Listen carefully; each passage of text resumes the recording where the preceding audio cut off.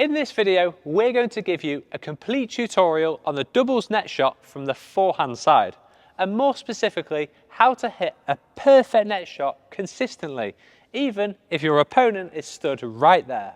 And if you're new to our channel, we're Greg and Jenny, two former professional players aiming to help as many of you as possible improve your game. So let's get straight into the video. First things first, your racket positioning. Your racket should be pretty much horizontal. This makes it easier to play a flatter net shot. And it also means you can play other shots too, like a push or a cross-court net, so your opponent won't know what's coming. Yeah, if your shaft is angled downwards like this, then you can only really play a net shot or lift. You will see pro singles players playing forehand net shots with their racket angled downwards, but this is because their opponent has a lot more court to cover and can't gamble as much.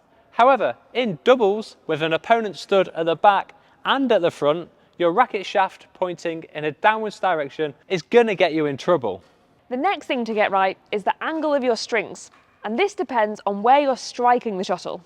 If you're striking the shuttle around the height of the net tape, then your strings would be flatter. Whereas if you're striking the shuttle slightly later, then you need to angle your strings towards the ceiling a little bit more so that the shuttle goes over.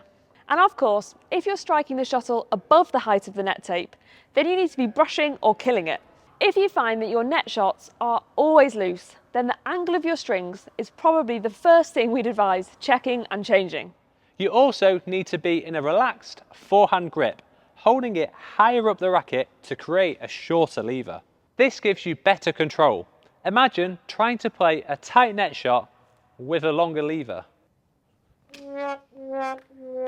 Yeah, and being relaxed in your grip will not only help your control and overall shot quality, but it will also help you make small adjustments depending on where the shuttle is. Okay, let's move on to what to do with your racket arm and footwork. And getting these right will make your perfect net shots feel effortless. So as you approach the shuttle, you need to have your racket arm almost fully extended with a slight bend in your elbow. Common mistakes we see people making are either being too tucked in or having their arm completely straight. Both of these massively reduce your control. You also want to have your wrist bent back, and this arm and wrist setup actually stays pretty much like this during the entire shot. Yeah, and this is because you use the momentum of your footwork to hit the shuttle over the net. It sounds crazy, right? Using your footwork to hit the shuttle over? Let's explain that a bit more. So you want your lunging foot, aka your racket leg, to land at the same time as you strike the shuttle. This forwards momentum of your feet and body enables you to gently push the shuttle over the net. Because you're already moving at speed, minimising your arm and wrist movement and instead relying on your forwards momentum means you massively improve your net shot control and consistency. Yeah, so your foot timing is really important. If you land before you hit the shot, it means you can no longer adjust your body positioning and you've lost that necessary momentum. And if you land after you've hit it, you have less control of your body as your body will be collapsing down. So, how can you guarantee you're going to hit that perfect forehand net shot every time? As well as getting the technique right, it's all about practice, as the forehand net shot isn't easy. So, one practice we did literally every week in our training is where a feeder throws in shuttles from a variety of angles. You then move in, focusing on all of the points we've mentioned in this video to play a perfect doubles net shot.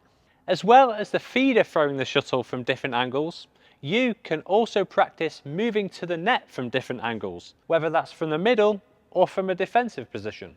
And of course, it's important to practice moving in at speed, like you would in a match.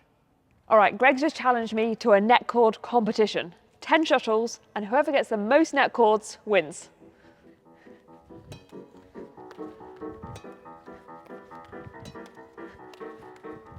Four. Five.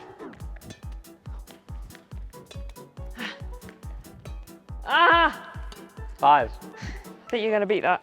Need to remind myself of all the steps. 2, 3. Oh! Oh, come on, focus now. Oh. 4, 5. Ooh. It was a draw. We're going to have a decider afterwards. And now that you know how to master the forehand doubles net shot, you can't forget about the backhand.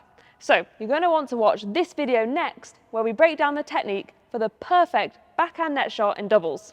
But before you do that, don't forget to smash the subscribe button if you haven't already, so that YouTube can serve you up with some more of our videos. Bye.